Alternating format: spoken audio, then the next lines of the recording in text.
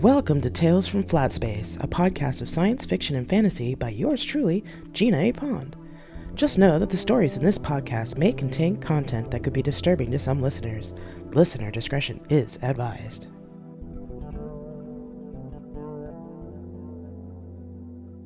So this is Unity, Part 3, Mission, Chapter 33, Jenny. I was sitting in the receiving room when the doorbell rang. One of the slaves answered the door. We had been told to start expecting neighbors to come by as soon as we moved in. Considering it was only the day after we arrived, it seemed that word traveled fast. One of the housemaids opened the door. Mrs. Johnson to see you, lady."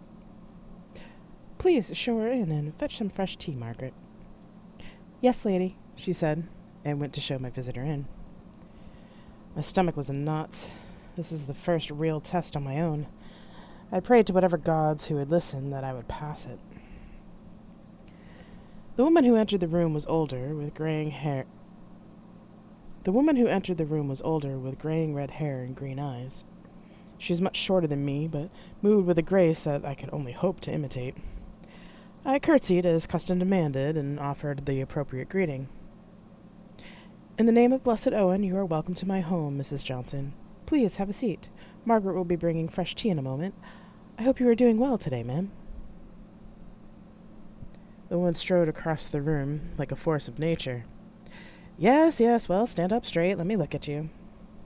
I rose from the curtsy, and the woman came right up to me, invading my personal space. I resisted the urge to step back, as she took my chin in her hands. "You're a tall one, aren't you? Is your husband as tall as you?" "Yes, ma'am." She turned and sat down at the table. I followed her. "It's good to have country neighbors again. Too many of these city folk have no idea what real work is. So, where are you from, girl?" "Carroll Parish, ma'am." "Ah, lovely area it is. Who are your parents, then?" I hung my head. "I'm an orphan, ma'am. My parents died in the flooding when I was 3.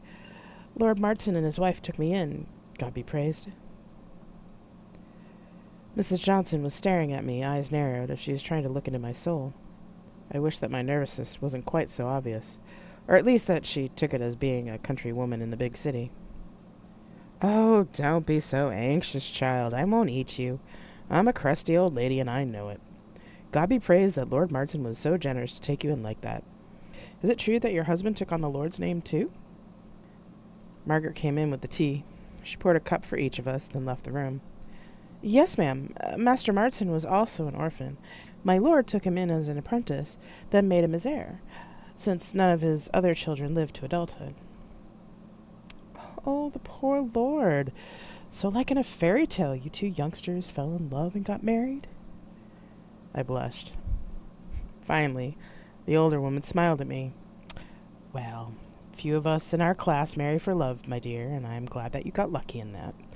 The Book of Owen rightly says that the man is the master of the house, but love will truly make your house a home. Don't you agree?"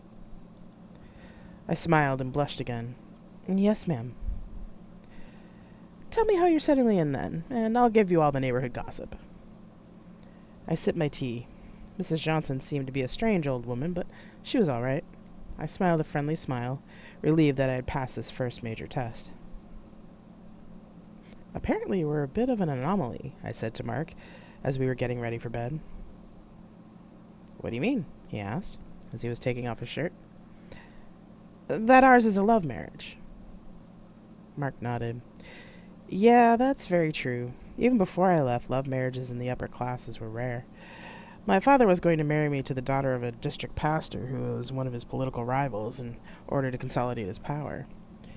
He was on the local council and had his eye on the pastor general of the parish. I haven't been able to find out yet if he actually got that far or further in the priesthood, as their makeup shifts quite a bit, and they are somewhat cloistered. I am meeting with my boss tomorrow, so I'll be able to find out more then." I put on my nightgown and sat on the bed. There was a mirror on the dresser across from me. Fucking hell, we're living in an ancient Earth historical novel. I laughed. All the curtsying, the dresses, the tea, and the slaves. It just all seems so absurd. I'm glad that we're not going to be living here permanently. Me too, said Mark in a somber tone. I turned to face him as he got under the covers. I got into bed and he reached for me. We held each other for a while, then Mark said, I'm scared, Jenny.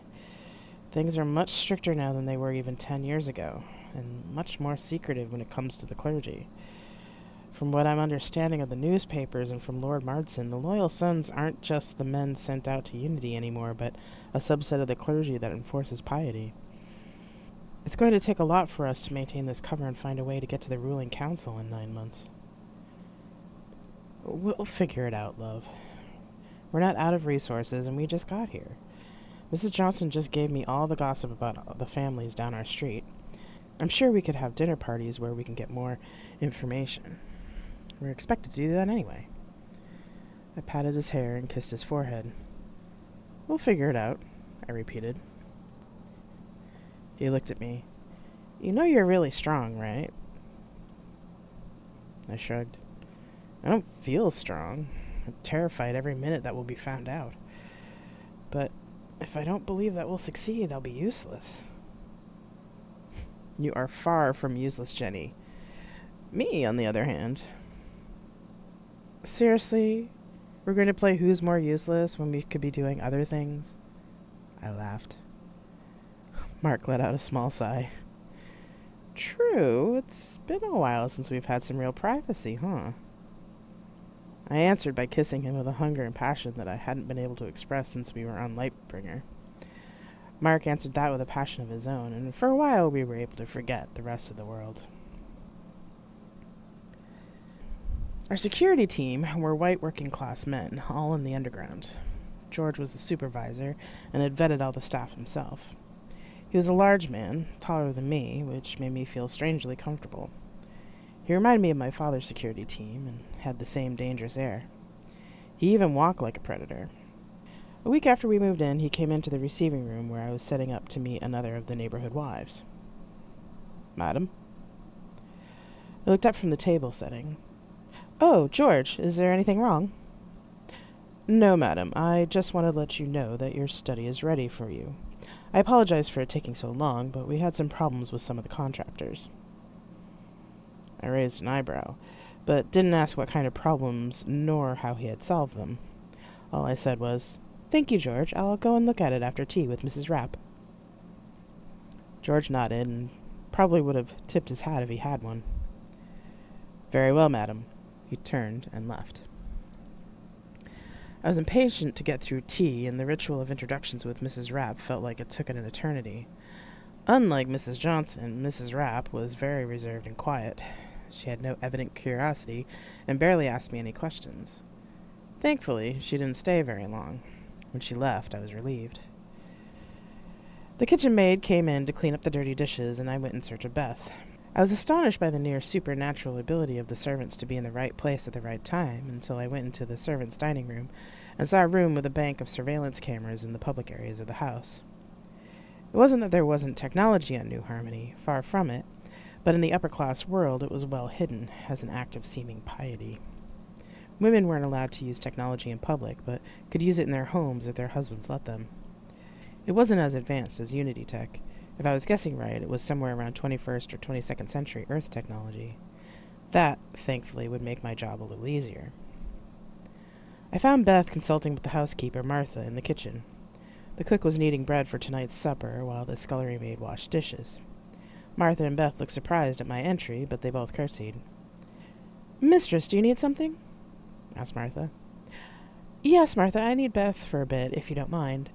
Oh, Mrs. Rapp enjoyed the tea and said it was rather delicious. Martha's cheeks colored slightly. Thank you, mistress. I'm glad she enjoyed it. Beth and I were just about done anyway, so... She nodded to Beth. Yes, thank you, Martha, Beth said, and followed me out of the kitchen to the second floor where the master suite and my changing room were.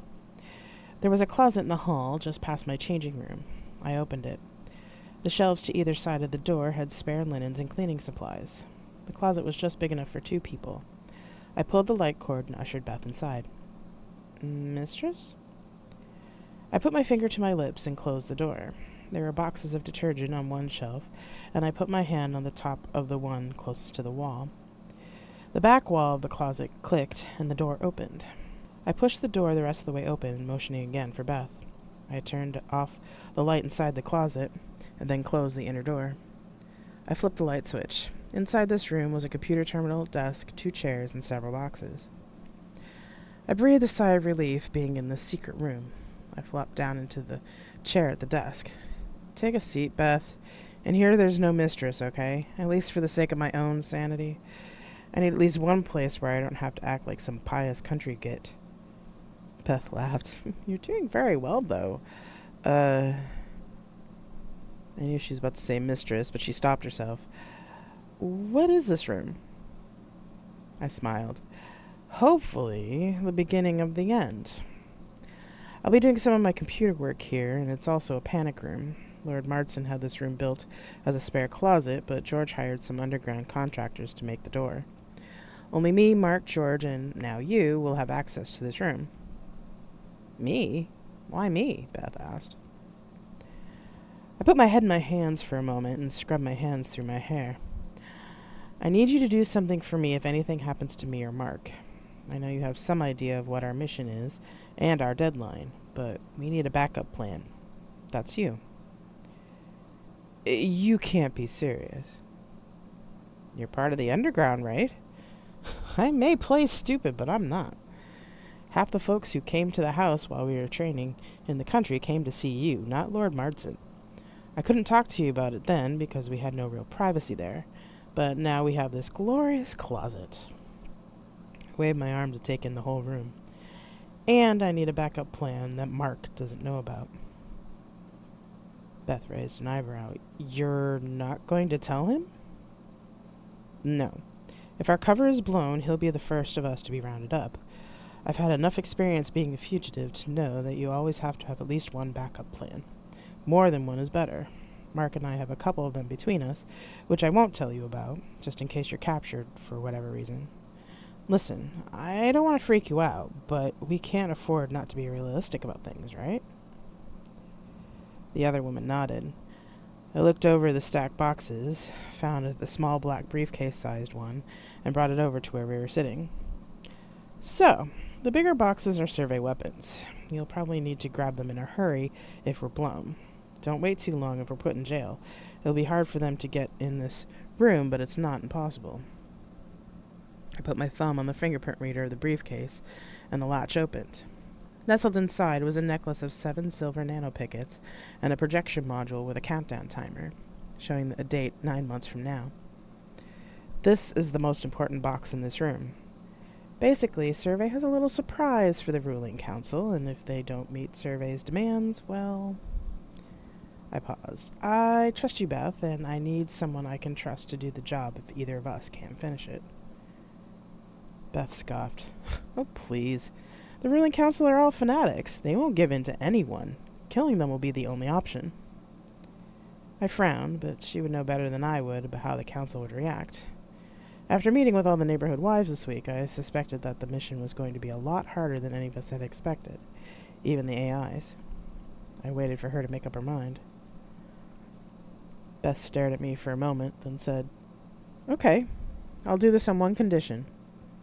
Oh? That no matter what happens, we kill them anyway. Beth's eyes held a fire and determination that I had never seen in her before. I recognized the look. I'd seen it in my own eyes right before I took down my father in New York Colony. I knew then there really weren't any other options, and I wondered if Survey's demands of the ruling council were just nods to unity for legitimacy. Deal, I said. We'll get your biometrics now for the door and the box. Then I'll need to train you on how to use it. We'll have to figure out how to get us both in here to do it, though. The other woman nodded. Probably best to do it in the morning, since I have a legitimate excuse to be up here with you without being disturbed. Makes sense. Come an hour earlier tomorrow and we'll start. She nodded. Thank you, Jenny, for trusting me. You're welcome. Shall we begin? She nodded. Chapter 34. Marcia. We were taken to the Survey Embassy at Unity Hub by one of the smaller courier AI ships, which was primarily used for transporting Survey officials. Hermes was appointed as a luxury ship, and they prided themselves on being both fast and comfortable. It was a generational AI ship where the same family had been working on and living with Hermes for several generations. The Cronus family welcomed us aboard, as if we were long-lost relatives, and fed us accordingly. It made the week's trip to Unity Hub much more pleasant than any of us expected, and we gave in to the hospitality of the Hermes family. We wouldn't experience this type of hospitality anytime soon. Jack was gracious when the matriarch of the family practically threw her 5 single grandchildren at him, while the granddaughters rolled their eyes and laughed about it. Couldn't help but notice that a couple of them, and at least one of the grandsons, gave him more than a passing glance, especially when they found out that Jack and I weren't married. Of course, he was oblivious to their intention. I watched the interactions of amusement, though I hoped that Jack wouldn't stay oblivious to the possibility of love. I'd be happy for him to find someone who could give him more than I could. On the last evening of our trip, after a veritable feast, I watched as Jack and some of the family were playing a charades-type game in the living area. Kyler came to sit next to me. "Is he really that oblivious to their attention?" they asked. I laughed. "More or less. I think it might be willful ignorance. There's still a part of him that thinks he's too broken to be loved. Given what he's been through, it's not surprising." Kyler nodded. "He told me some of what happened. He seems to be doing well, though. He's done a lot of work to get to this point, and I'm proud of him." Kyler nodded. We sat together for a while, watching the game. Kyler watching our surroundings as if they were cataloging everything for later use. I suppose they were. If their training was anything like mine had been, they would know all the exits by now, and the route to the nearest escape pod. It surprised me to realize that my instincts weren't as hair-triggered as they used to be. Then again, I had other ways of seeing around walls that didn't really require the same kind of discipline. "A different kind of discipline," Papa said. I gave a mental smirk, but he was right. "Do you think we'll find them all?" asked Kyler. "The new harmonists? I hope so. Or at least get them out of the government." I tried to sound optimistic. "I hope so too. They're like ghosts sometimes, and what many of them do to women." They trailed off. I took another look at Kyler and realized they were older than they looked. "How long have you been tracking them down?"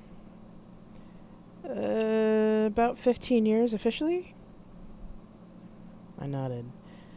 "No wonder you know the signs of their presence in a community. I suppose that's why John assigned you to us. I'm guessing they'll be much more discreet at Unity Hub, though. It's not a large station."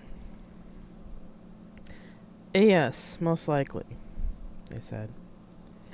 Kyler's tone was flat, but the look on their face betrayed their anger. I wonder what had happened to them. I knew that humans were capable of doing horrible things to each other, just because they could. How far did the new harmonist ideology and theology go? I turned to Kyler and asked, "Just how bad can it get?" "Bad. Very bad." The look on their face was haunted. It was a look I had seen before. "Are you in exile?" Kyler looked straight ahead and let out a deep breath. "No. New harmonists don't believe that you can be non-binary. You're either male or female. If you're anything else and get caught, there are only 3 fates if you're white like me. If you have masculine genitalia, you die if you're part of the lower classes, or you get exiled if you're in the upper classes. If you're lucky, you become breeding stock or get married off. If you look like me, you become an offering." "An offering?" Anger mixed with the haunted look in their eyes. "You become the purified vessel for the newly ordained clergy, or given to worthy members of the priesthood. If they get a child off you, they are considered more worthy than others because blonde hair and blue eyes are of the purest form of human." "My God," I said quietly. You must have been really young." Kyler nodded. I was. Luckily, if you're made a slave, it's easier for you to disappear. The underground can sometimes take people like me, dress us up as young men, and sneak them into exile vessels, since they don't care how many people are on the ship as long as they're leaving New Harmony. I was in Unity for a while until I was recruited by a Sun Tzu agent. The ability to strike back at those sadists was something I couldn't refuse. I was shocked that Kyler had been one of those offerings, but not shocked that they wanted revenge. I could only imagine what they went through. But if it was anything like we had heard about, then even revenge wouldn't be enough. I'm sorry, I said quietly. Kyler shook their head. Nothing for you to be sorry about, Ambassador. It's not your fault that they're sadistic assholes, and I know now that I didn't deserve what happened to me. The last sentence was delivered in a slightly flat voice. I guess that even though they knew that intellectually, their heart had a hard time believing it. I know, but still. We were quiet for a bit, watching the game. Remember, you can call me Marcia when we're not being official. I know I've earned my titles and all, but it is still strange to be called Ambassador, especially by friends. I turned to look at them and smiled. Kyler looked at me and smiled back. All right then, Marcia. Let's get these bastards. Yes, let's, I replied with more determination than I felt when we left Survey Hub. I stood at the windows of my new office, marveling at the view. The Oort cloud and stars made a stunning backdrop to the ambassadorial office. The desk seemed unnecessarily large, and the office had its own food system and bathroom. I could probably sleep here, I thought, but then realized that could be a self-fulfilling prophecy. The room also had its own small conference table and a large wall screen. While there were a lot of features of the office suite intended for my comfort, there was just as many that were meant to impress Unity diplomats. It certainly impressed me. There's part of me that felt woefully underqualified for this position, no matter how much First and Lucifer seemed to think I was the right person for the job. I had doubts. How far does this conspiracy go? Where do I start? And, if I were being honest with myself, I worried that it would end like it did on Diana. If that happened, I didn't know what I would do. A chime interrupted my thoughts. Yes, I said.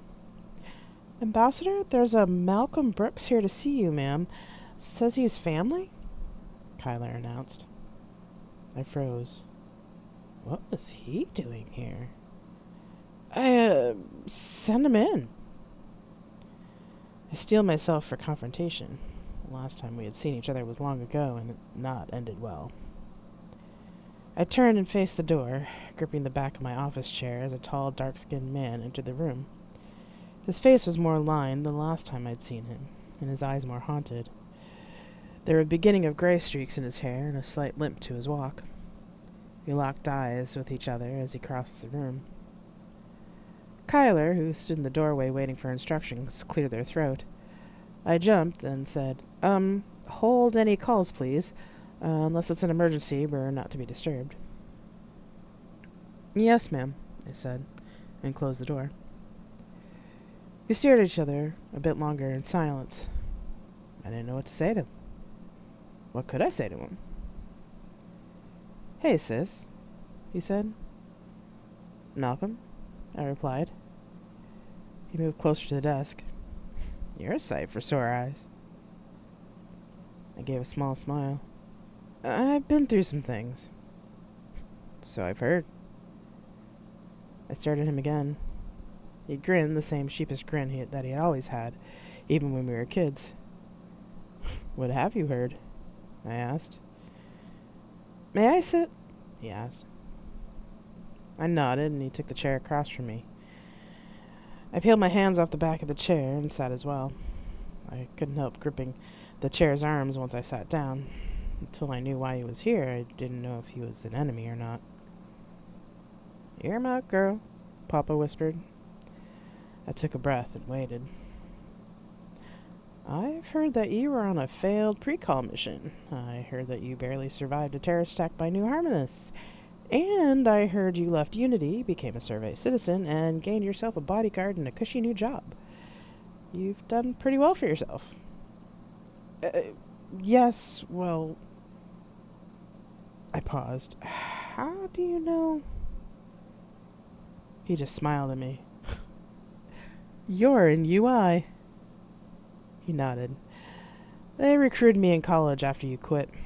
You know how they like to recruit from families. I nodded. You didn't have to work for them, you know. Not after Cheryl died. I was a smart kid, Marcia. You know that.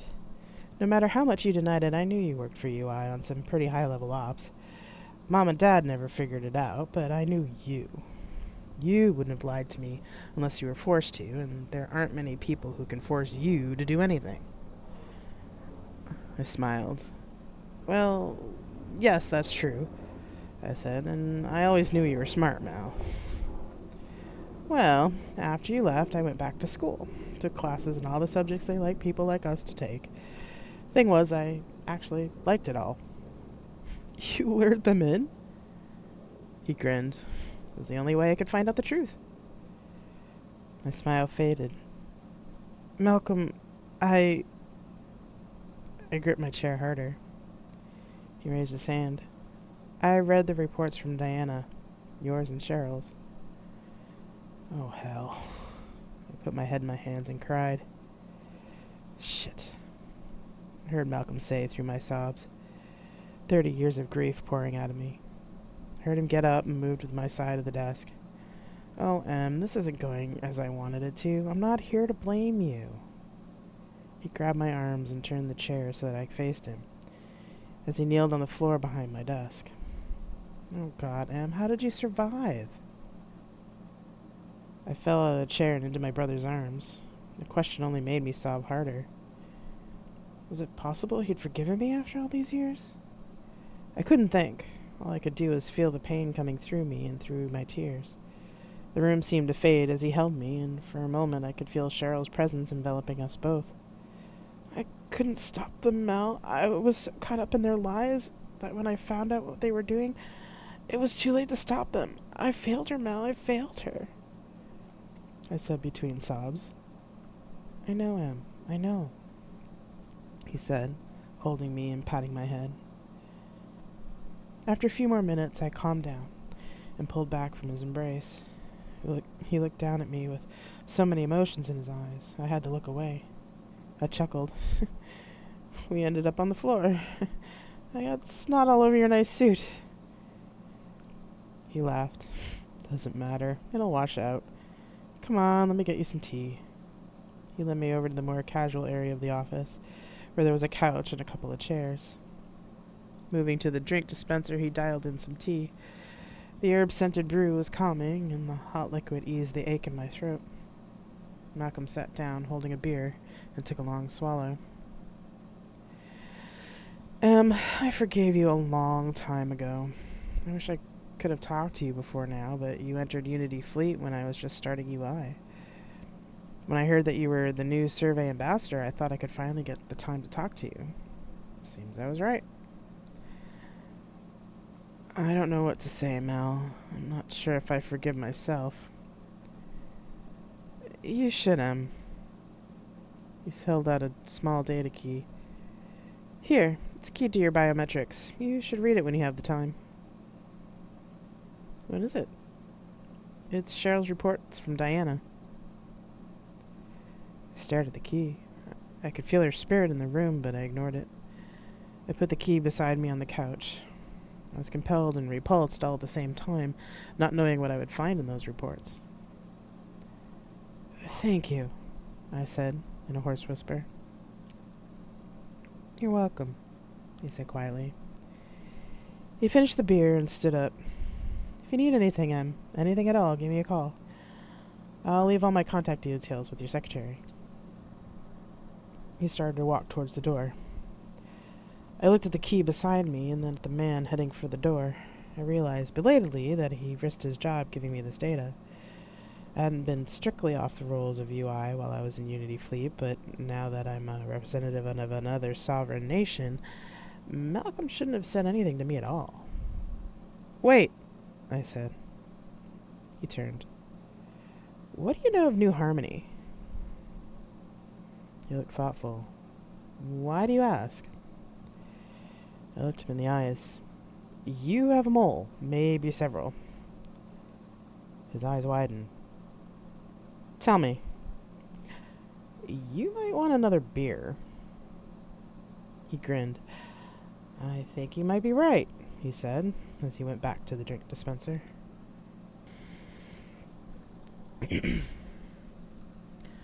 Chapter 35. Jenny. We believe in one Father God, ruler of all space and time, who brought forth his Son Jesus Christ to liberate the chosen from the hell of earth. We believe that God also brought his Son among the humans to show them that men are the true prophets of God, and that the anointed, who are direct descendants of the apostles, are the men directed by God and his Son to restore God's order to humanity. We believe that women are the cradles of civilization and are the sacred wombs from whence the anointed shall spring forth. We believe that industry and hard work are the central purposes of all God's people, and that the shepherds designated by the anointed will lead God's people to prosperity. We believe that the faithful are God's hands and are born to be the bedrock of society, to be led and nurtured by the anointed. We believe that there are those who are born to the curse of Ham and shall be destined to serve all their days. We believe that the blessed Father Owen lifted us out of the hell of earth and was guided by God to this blessed Eden of New Harmony. He, the first of the new anointed and blessed with the true word of God, brought God's order among us, so that we would all know our place in the order of the universe. We believe that order is God's will and the destiny of all beings who exist. This is the order we will submit to in the kingdom of our Heavenly Father from now until the end of time. Amen. The congregation rose from its knees and began to file out of the church into the rain.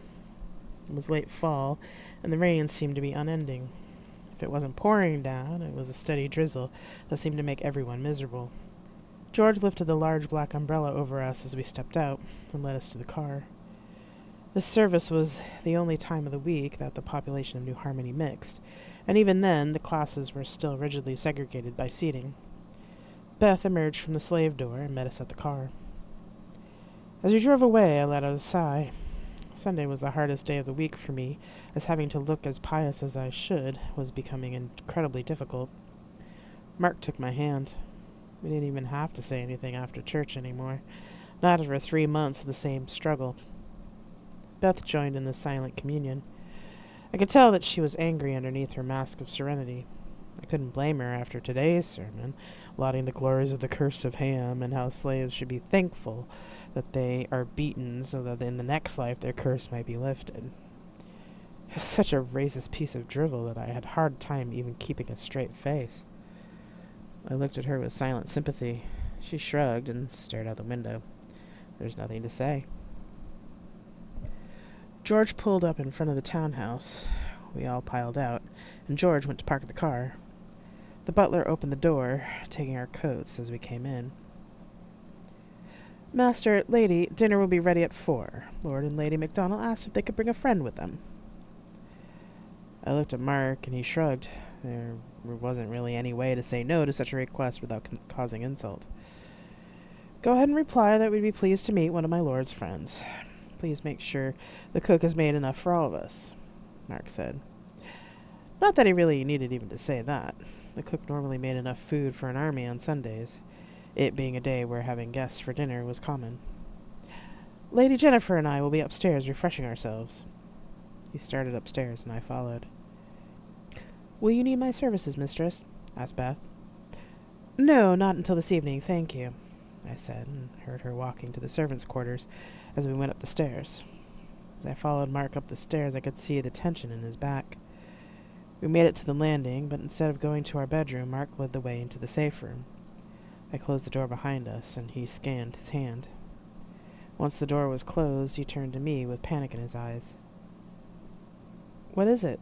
I asked. "MacDonald has contacts in the ruling council, and if I've been reading between the lines correctly, he actually knows one of them personally. I didn't find out until yesterday who was on the council.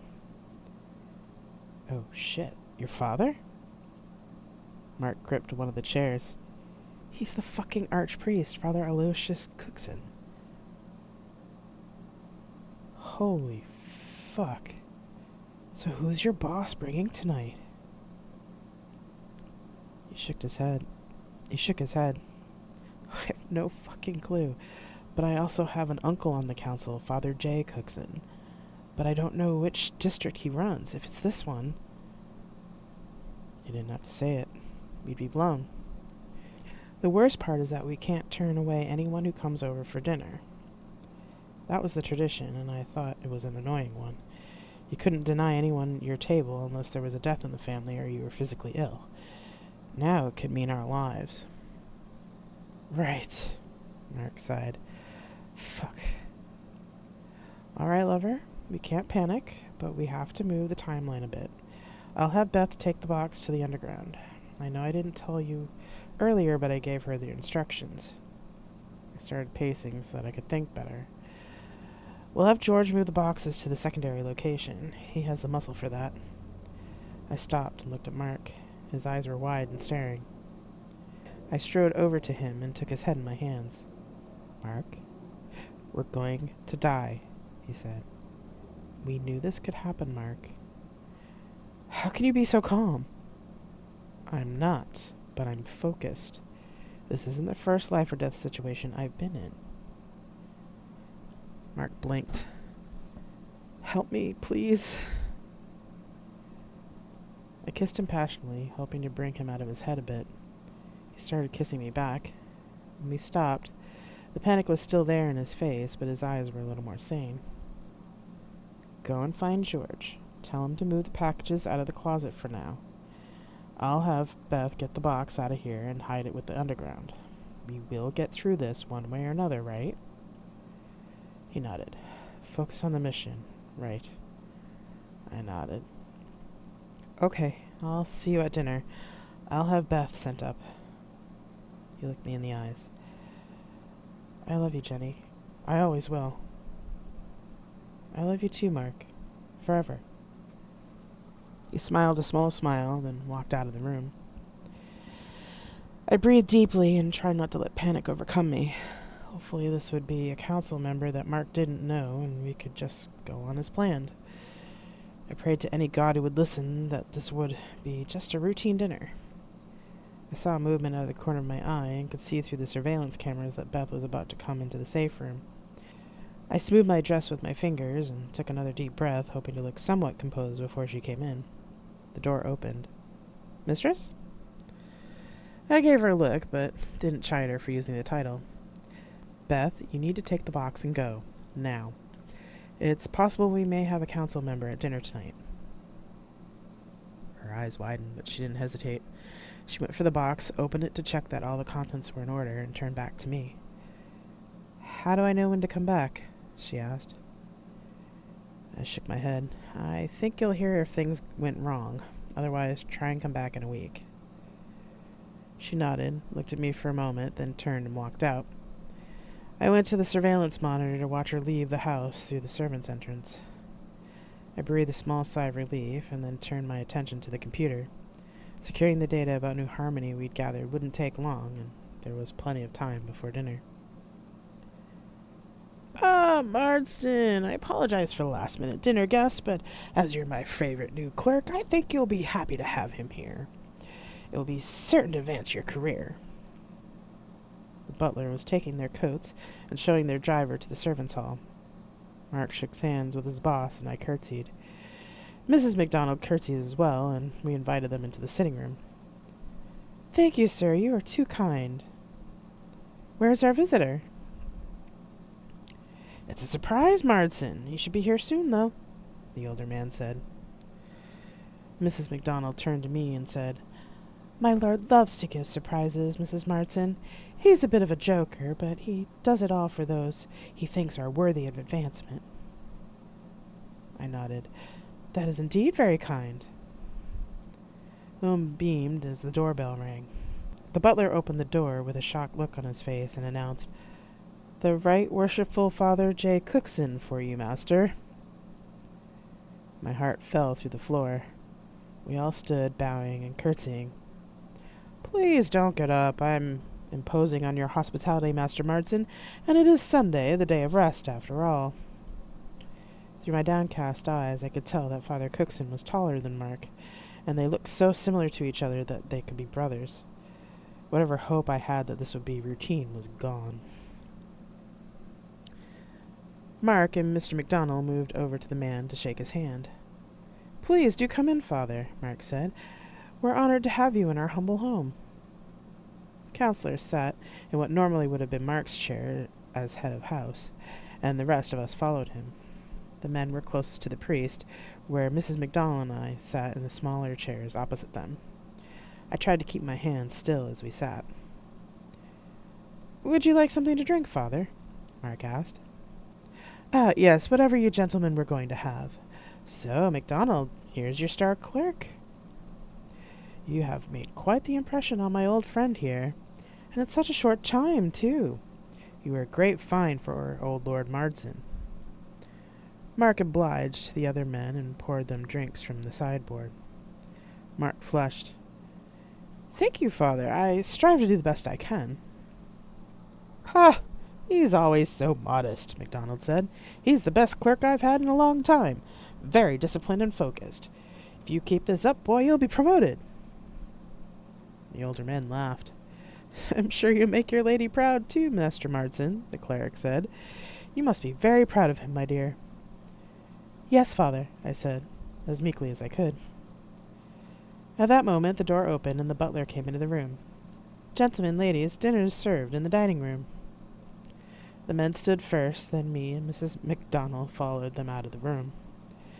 As was the custom, Mark relinquished his seat at the head of the table to Father Cookson, and the man acted as if he was holding court. After the clerics sat, the husbands seated their wives, then took their own seats.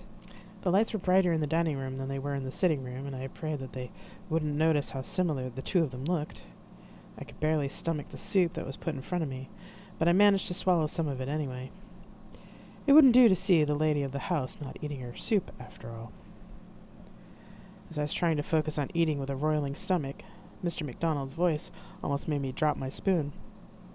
It's uncanny. The two of you look almost like brothers. Huh. Now that you mention it, MacDonald, you're quite right, said the priest. Where did it say you were from, Master Marsden? Mark put down his own spoon carefully and cleared his throat. Carrow Parish, Father. I was adopted by Lord Marsden several years ago when my parents were called to heaven. I see. It's uncanny. But they say that everyone has a doppelganger somewhere in the world. You almost remind me of someone I used to know. Mark smiled and blushed. I get that from a lot of people, Father. Just the other day, someone came up to me and tapped me on the shoulder as I was walking home from work, thinking I was someone else. He was quite embarrassed when he realized he'd been mistaken. Please believe him, I thought. Father Cookson took a long look at Mark, then said, Yes, he must have felt quite silly. Turning to Lord MacDonald, he asked, So, MacDonald, how's the antiquities market these days? I hear that Marsden here's helped you find more old earth pistols from landing. The conversation turned from Mark to old guns, and I gave a sigh of relief, again saying a few prayers that the cleric would forget this conversation as the meal progressed. After the final course, the men retreated to Mark's study for after-dinner drinks. Mrs. MacDonald, who had barely said 2 words together during the whole time she'd been here, returned to the sitting room with me. The maid came in with small glasses of cordial and then left us in front of the cozy fire in the fireplace. Oh, thank goodness that's done, the older woman said as soon as the maid left. Pardon? I asked, shocked that she finally spoke. I'm sorry I didn't speak much, but the priests of the ruling council terrify me. I didn't want to ruin my husband's business chances, you see, by seeming scared. Since they don't really notice women all that much, it was just easier to keep quiet. I nodded. I understand what you mean. He frightened me, too. It is the presence of God in him that is terrifying. We were right to cower before it. Mrs. McDonald stared into the fire as she said this, with a faraway look in her eyes. I wonder what would make her look that way. He is a righteous man, Father Cookson. His friendship with our family is such a blessing. The flat sound of her voice didn't seem to support the idea that his association was any sort of blessing for her. I see. We sat together quietly after that, staring into the fire and sipping our drinks. The older woman seemed disinclined to talk, and I wasn't really up for conversation anyway. After what seemed like an eternity, we heard the men coming from the study talking loudly. The door opened. "Ah, Mother, there you are. I think it's time we make our way home," MacDonald boomed out in a drunken stagger. Mark patted him on the shoulder. "Oh, Martz and I will see you tomorrow. Excellent dinner, my boy. Father Cookson, thank you for coming to meet my protege. I hope you are pleased with him as I am." The butler came in with the MacDonald's coats and helped them into them. "Oh, yes, quite pleased, Lord MacDonald. Martin, you're a credit to your adoptive father. I'll tell him so myself." Mark made self-deprecating noises, but the priest dismissed them. "I honor your modesty, my son, but I will see you recognized for who you are. Now I must also take my leave." "Thank you for a lovely meal, Lady Martin, Master Martin, MacDonald, Lady MacDonald." He gave a short bow on his way out. "There you are, my boy. How about that for a surprise, eh?" the older man said, clapping Mark on the back. "It was quite an honor, my lord. I had no idea you were so strongly connected." MacDonald's face flushed. "Oh, he and I went to university together. I was my father's heir, and he was destined for the clergy. He's a good man, he is. Always keeps in touch with me, even though he's so much higher in station than I am. Loves antiques, and knows I can get him quality pieces. Well, my boy, the wife and I are for home. Good night to you." "Good night, my lord, my lady," Mark said, and we bowed and curtsied as they left. We both looked at each other, then turned back to the sitting room. The cordials had been cleared away, and the fire was lower than it had been. Mark looked back towards the door. I watched him, then asked, "Do you think he bought the coincidence thing?" Mark looked back at me. "I don't know. Just promise me something." "What?"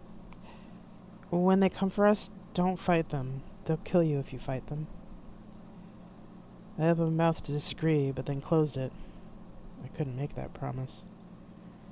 "Jenny, please." I started to make that promise when the door to the parlor opened. The housekeeper came in, white as a sheet and wringing her hands. "What is it?" I asked. "Master, lady, we count the linens and tableware after each meal, as is custom." "Yes?" She shifted her feet. "There's a fork and a napkin missing." Mark stiffened. "Are you sure?" he asked quietly. "Yes, master." He looked at me, then said, "Thank you, Martha. You can give the staff the rest of the night off. Tell them to visit their families." Martha widened her eyes as Mark gave the evacuation code. I gave Martha a short nod. "Yes, master. Thank you, master," she said, and left the room quickly. "You already sent Beth away?" he asked. "Yes." "Good. We should run," I said. Mark shook his head. "I can't. Not anymore." "Mark, if I run from this, they'll just kill you and go after Lord Martin and all our staff, most likely exposing the underground. If I stay, you and Martin can denounce me as a heretic. If you stay, they'll make you watch my execution." "Oh, God's Mark." I practically fell out of my chair into his arms. We held each other tightly as I tried not to think about what the next day would bring. "I'll arrange for you to go on retreat tomorrow morning. We probably have a day or two before anything happens, and hopefully you'll be far enough away by then." I started crying. He had been right all along. What would I do without him? He carried me up to bed, and we did what we could not to think about the morning.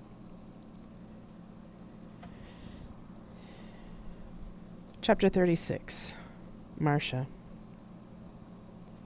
It was only a short time before the next session of Unity Congress, so it was time for us to take up residence at Unity Hub. Malcolm had gone back to UI headquarters to start his own private investigation, as I waited for the rest of my staff to arrive. Hades, the AI that ran the Survey Embassy, introduced them to me when they arrived 3 days before we had to leave for Hub. We met in the shuttle arrival lounge. When the first two stepped out of the docking tube, I could tell Jack was mystified, as they were the two most flamboyant people I had ever seen. The third person to step out of the docking tube was massive in build and wearing a Musashi uniform. "Ambassador," Hades said, "may I introduce Lulu, Ebo, and Oscar, your additional security staff. Lulu and Ebo will publicly be your interns, and Oscar will be working with Jack and a small squad from Musashi who are already established at Unity Hub." "Do I really need additional security, Hades?" I asked. "The first in Musashi would not have sent them here otherwise," Hades said. "Additional security?" Jack wondered. "I can see that for Tiny over there, but the other two?" I started to remind Jack that, like Kyler, Survey wouldn't send people they didn't think could do the job, but Ebo and Lulu just laughed. Suddenly Ebo had Jack's arm twisted behind him. Ebo had moved so fast that I jumped. "Now, handsome," Ebo said with a drawl, "you're lucky you're not an enemy, or I would have broken that arm and had your balls for dinner. Seriously now, didn't Hades tell you we were from Sun Tzu?" The smaller man let go of Jack's arm, and Jack rubbed his wrist. They probably did, although I suppose I should have figured anyway," Jack said, looking impressed, in spite of himself. "Well, I'm satisfied, but just remember that matters of security go through me or Kyler, okay?" "Sure thing, Cupcake," he replied, patting Jack's cheek with a smile that probably melted the brains of most other people. Ebo held out a hand to me. "Madam Ambassador, a pleasure to meet you."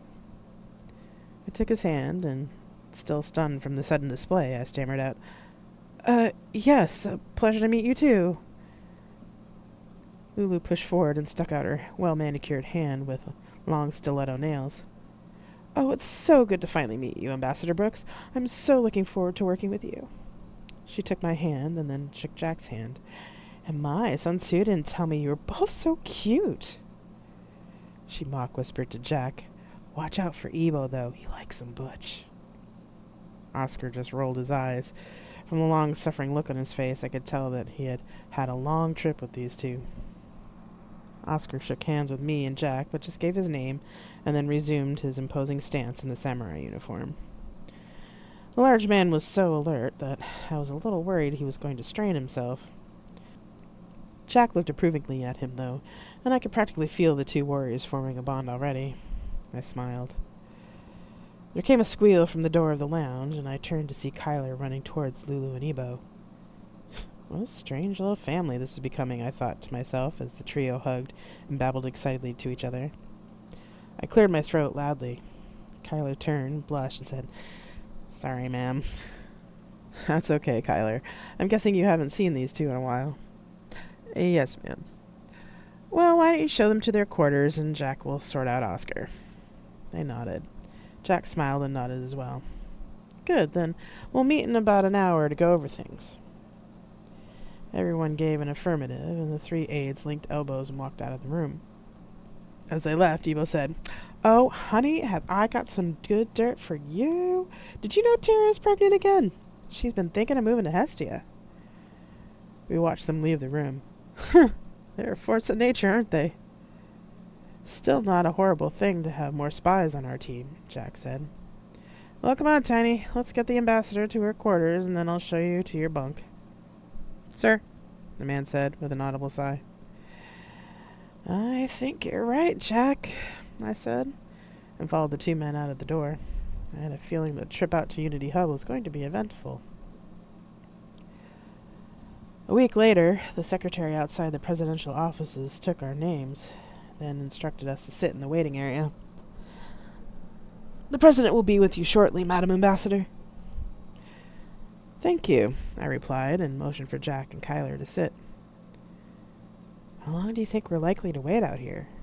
Jack asked quietly. Depends on his schedule, I suppose. I looked at Kyler. They shrugged. We have an appointment for right now, and the Senate isn't in session yet, but there's always a lot of stuff going in the last couple of weeks before session, so... I nodded. Keep your eyes open in there, especially to anyone else in the room, I said, although I didn't really need to remind either of them of that. They just nodded. Ambassador Brooks, the president will see you now. The secretary motioned us into the office. I apologize for not sending one of my aides to meet you the other day, Ambassador, said Unity President Mitchell Doherty as I walked into the office.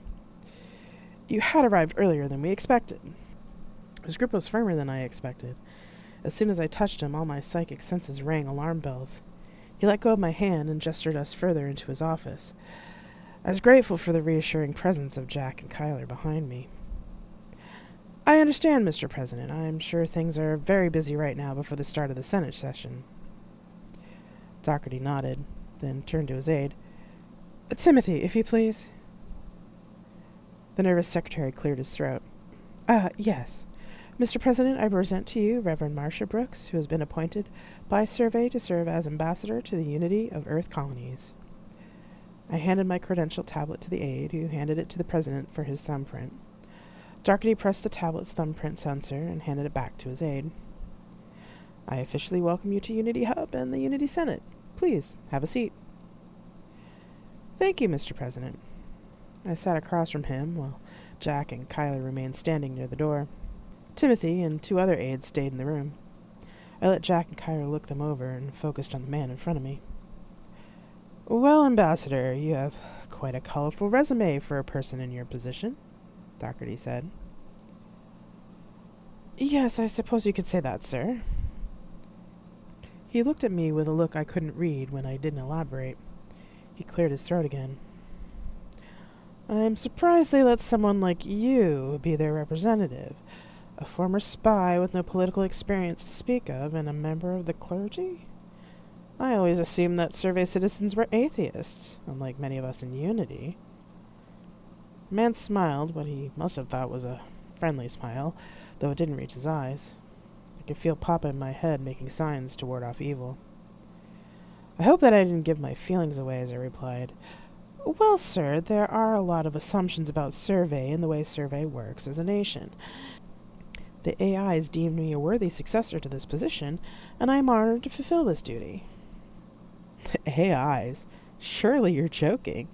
How can computers know who is worthy of such an important position? Doherty said, disbelieving.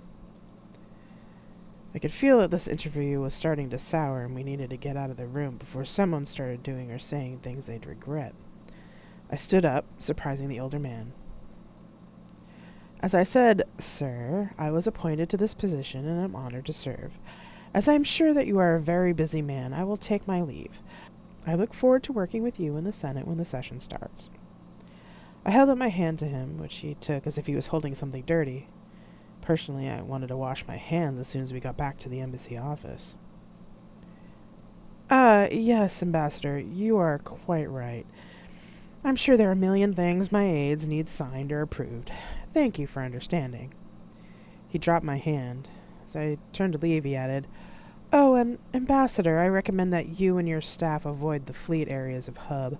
There are some there who are still angry about what happened at Station A4413.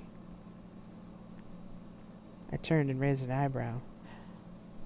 Understood, sir. Good day. I surprised myself by keeping calm as the other 2 followed me out. As we left the offices, Oscar seemed to magically appear from nowhere. His large, serene presence helped me keep calm during the walk back to the embassy suite, which seemed to take a lot longer than it should have. Marcia? Jack asked. Not here, I said. I looked at Kyler, who was stony-faced. We were all silent on the way back. When we finally reached the embassy office and closed the door, I sat down heavily in the nearest chair. Carla went to her desk, and Jack began to pace. Lulu and Ebo looked up from their desks. What's wrong, boss? Ebo asked. I looked at him and motioned around the room. He held out a nanopicket that checked the room. When it came back, he nodded. We're clean. Breathing out, I said, we thought it was someone high up, but... I shook my head. Fuck me, said Ebo, as Lulu said, are you serious? Yes, Tyler said in a flat voice. He's one of them. I think maybe his aide, too. He was subtly racist to Marcia and made a point about believing in God. Jack stopped his pacing. I only just met the guy and I want to nail the fucker to the wall. Arroyo's too, if I can manage it. Fuck. He looked about ready to take down the president himself. Listen, all of you, I said, as I pointedly looked at Jack and Kyler. We need to remember our mission. We'll nail these people to the wall, but we need the proof to root them all out, not just Doherty. If we don't, they'll go underground, and someone else will have to do this again in 20 years. Understood? Jack nodded. I looked askance at Kyler. They had a cold fury in their eyes, but they gave a small nod. Staring them in the eyes, I said, we will get them. We will not let them win. With more conviction than I felt. I prayed that I could keep that promise. You have been listening to Tales from Flat Space. If you want to support me in my writing, there are many ways to do it. Share this podcast, follow me on my Twitch channel, or buy my books. All you have to do is go to revginapon.net and click on the relevant links. Thank you very much for listening, and I'll see you next time.